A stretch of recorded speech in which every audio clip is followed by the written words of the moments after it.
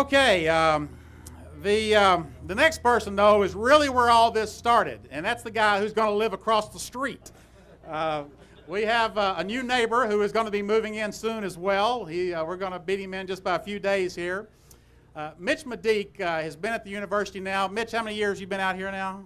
15 years. And without Mitch's vision of saying, we need Greeks on this campus, we need to have that kind of spirit on our campus, we need to have football teams, we need to have these other things to bring a 24-hour student life to this campus, we would not be here today. So we are so proud and privileged that Mitch could find time today to be over here with us, and we look forward to being his neighbor. We've teased him already about living across the street from a fraternity house, but we're starting a new neighborhood here, and our number one neighbor is none other than Mitch Medeek. So Mitch, please come up. We'd want to hear a few words from you.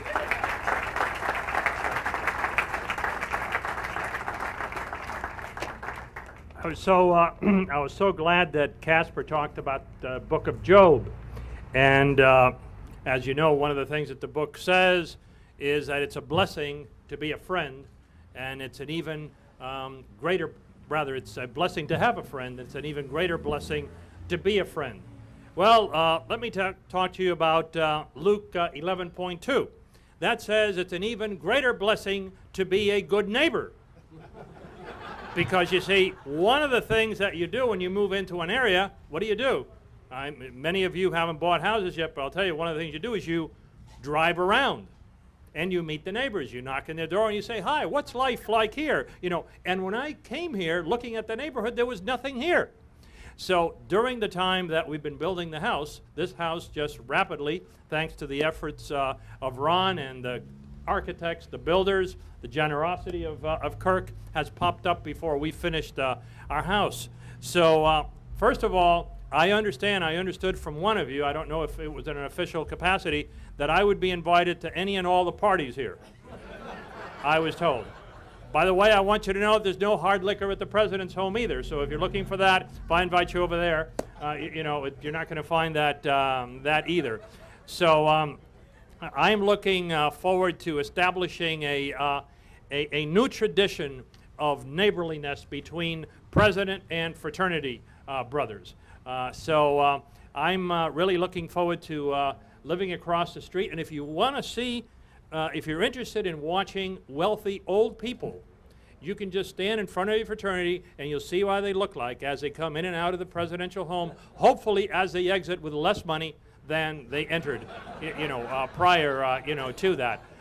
So I think that this is going to be a wonderful collaboration for the university.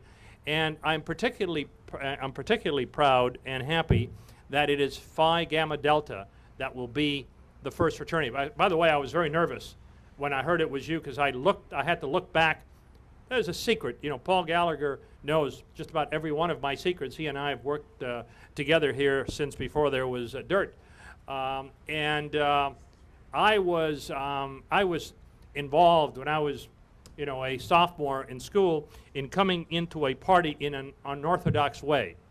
Most of the people come in through the door. I thought it'd be kind of neat to come in through the windows. So we had this big campus mixer at MIT where I went to school, and we thought it'd be sort of cute to get a ladder and to enter through the windows and then jump in. Now, we were caught by one of the organizers of the party, and he happened to be a member of a fraternity on campus, Sigma Phi Epsilon. Phi Beta Epsilon at MIT. And the fraternity invited me to become a member, and there were 37 members. 36 voted yes and 1 voted no, and I did not become a member of the fraternity. So I said, my God, I can't believe it's these same guys again. When I saw the Phi, then I realized that no, this is not. I am sure this group, notwithstanding my minor transgression, would have allowed me the opportunity to become a member and to be a brother of such distinguished leaders as Ron Schofield and Kirk Landon.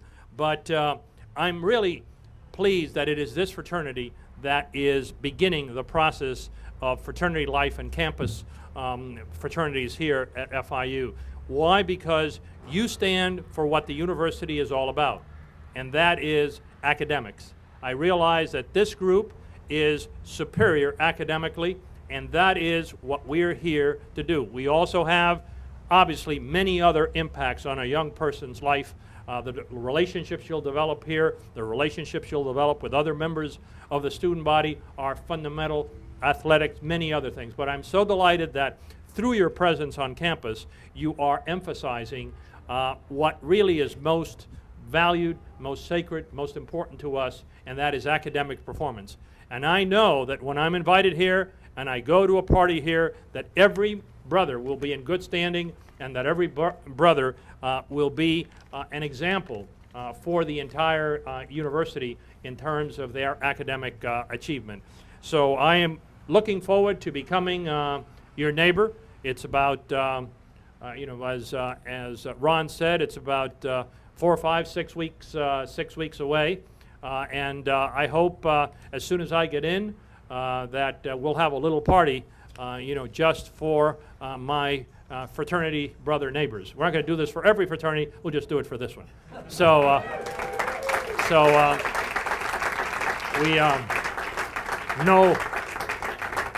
no liquor, of course. So we're thrilled that you're here, and we want to give our thanks to all of you that have been in leadership positions here. I want to thank Ashley for his leadership as a graduate student. I want to thank again Ron, and I want to thank Kirk. It is through your generosity that we stand here before you today, and you're an example to many generations of FIU students and FIU supporters for the future. So thank you very much to all of you.